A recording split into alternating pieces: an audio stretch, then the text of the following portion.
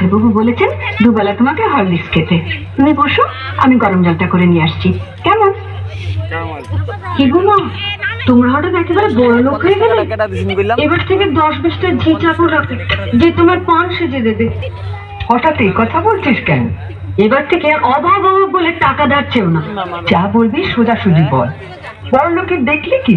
রোজই তো শুনি বড় অভাব, টাকা নেই, সংসার চলছে না। এদিকে তো ঘরে ঘরে হরলিক্স খাওয়া হচ্ছে। হরলিক্স?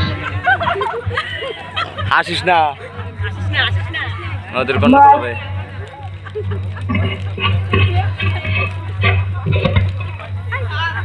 একটু হরলিক্স দাও না, ছোট খাবো। দেখছি বাবা।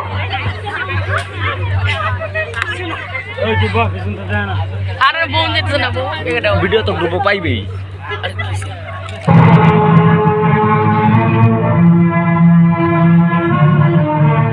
লুকিয়ে লুকিয়ে ছেলেকে হরলিক্স খাওয়ানো হচ্ছে, আর যেই না সংসার একটু বেশি টাকা দিতে বলি অমনি মুখ শুকনো করে বলা হয় কোথায় পাবো। জ্বরেও দুর্বল হয়ে পড়েছে মা, ডাক্তার ওকে হরলিক্স খেতে বলেছে, তাই ওর বাবা ধার করে। থাক, ওসব কথা অনেক শুনেছি, ধরা পড়লেই ধার করেছি। নে নতু, তুলে নে হরলিক্সটা।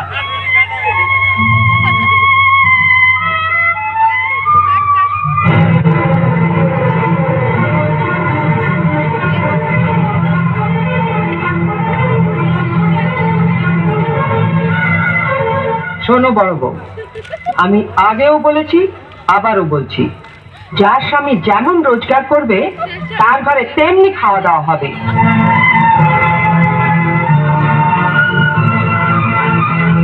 ছেলেকে যদি হরলিক্স খাওয়াতেই হয় তাহলে কর্তাকে বলো রোজগার একটু বাড়াতে।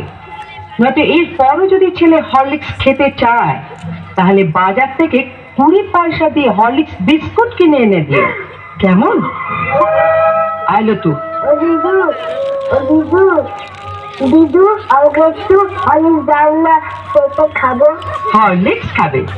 ওইখানে হরলিক্স পড়ে আছে, যা গিয়ে চেটে চেটে খা।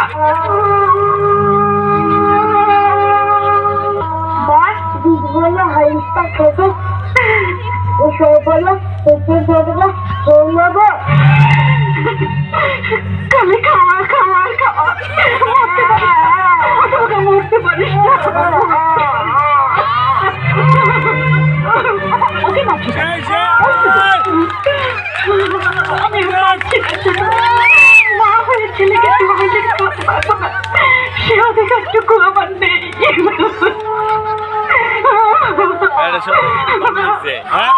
উনিও তো মা, ওনারও তো সন্তান আছে।